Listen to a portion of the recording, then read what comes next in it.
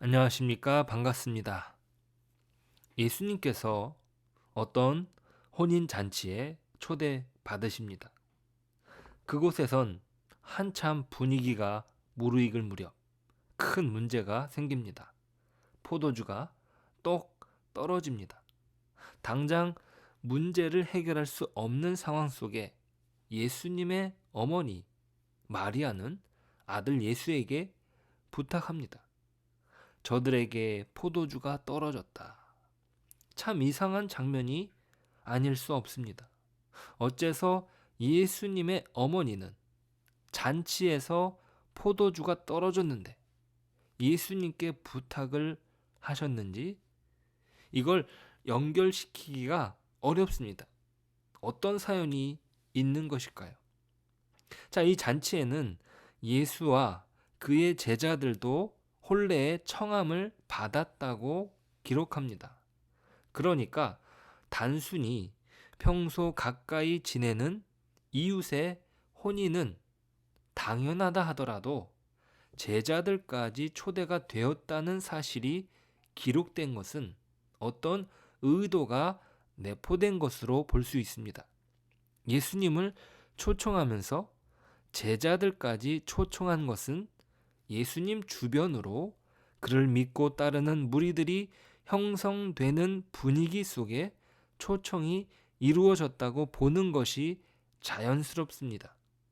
포도주가 떨어졌다는 사실을 예수님께 알리면서 메시아적 신분을 나타내시기를 원하는 기대가 있었습니다. 어쩌면 예수님께서는 천국 복음을 설파하고 계셨을지 모르죠. 단지 음식만 잡수시면서 아무런 말씀도 없으시지 않으셨을 텐데 말이죠. 예수님은 분명 그의 제자들과 함께 그 자리를 참석하고 있습니다. 그러니까 그 잔치는 메시아이신 주님이 함께 참석하는 기쁨의 잔치로 더 분위기가 승화되어 있는지도 모릅니다. 그러니까 자연스럽게 어머니의 요청은 단순히 혼인 잔치의 흥을 돋우는 차원의 문제가 아니라 천국 잔치의 은혜와 기쁨이 연결될 수 있는 그 흐름이 끊어지지 않기를 바라는 마음이 가득했을지도 모릅니다.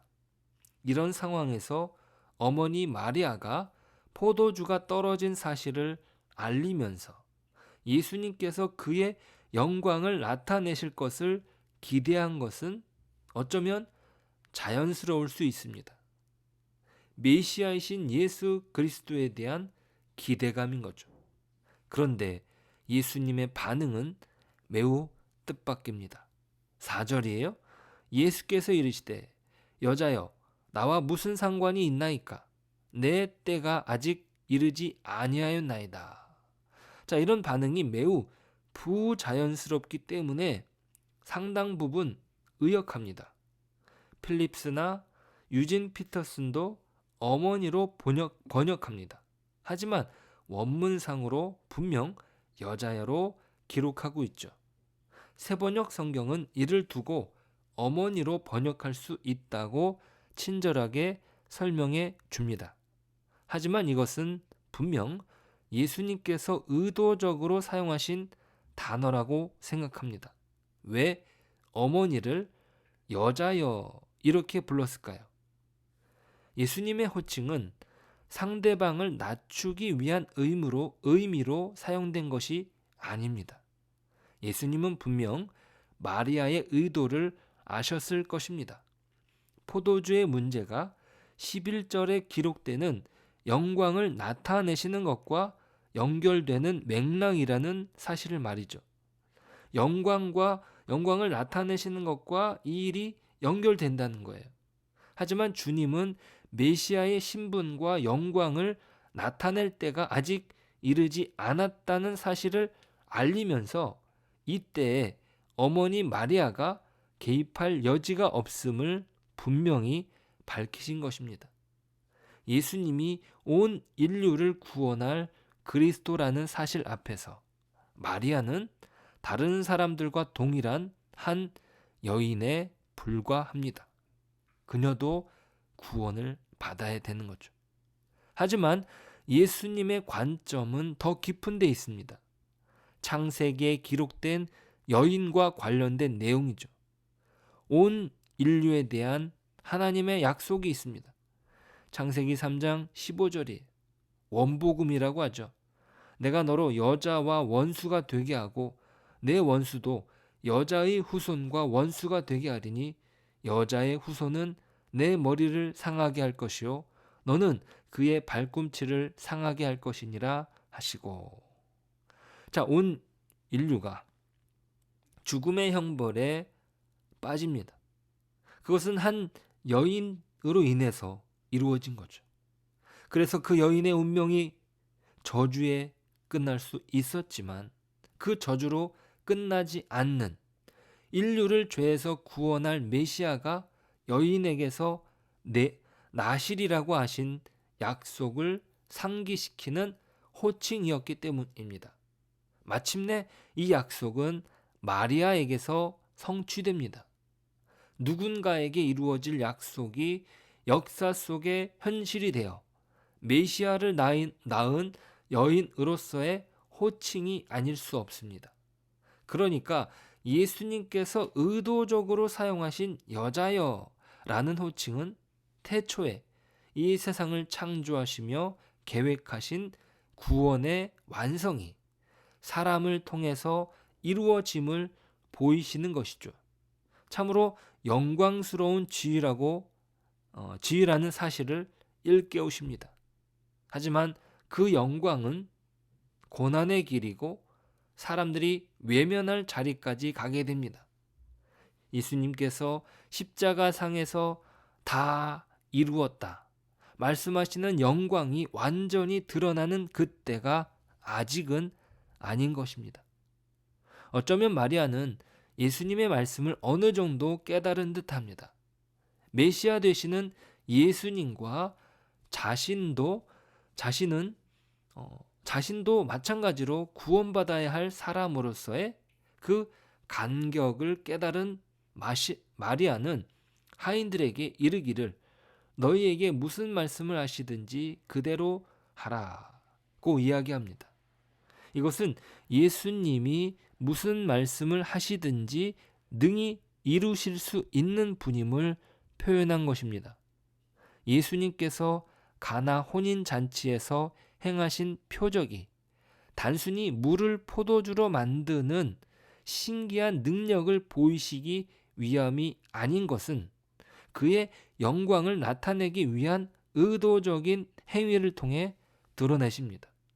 주님은요, 정결 예식에 사용되는 돌 항아리에 물을 채우라고 하십니다. 그리고 그 물을 떠다 주라고 하죠. 이것은 잔치의 기쁨이 정결함과 관련 있음을 드러내십니다. 결례를 위한 물이 손을 깨끗하게 씻어주는 물이 포도주로 바뀐 것에서 짐작할 수 있듯이 포도주 자체가 깨끗게 하는 것과 깊은 관련이 있음을 드러내십니다. 포도주는 바로 더러움을 씻어 정결케 하시는 은혜와 관련된 것이죠.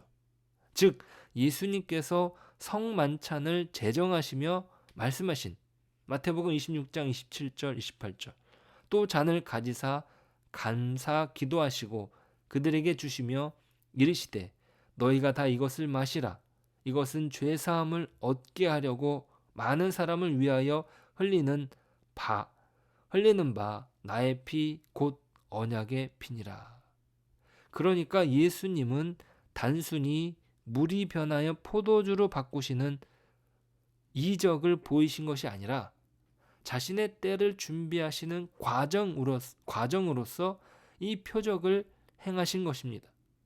예수님이 행하신 첫 표적으로서 이것은 완전한 뜻을 드러내신 것이 아니라 이것이 가리키는 것이 있습니다.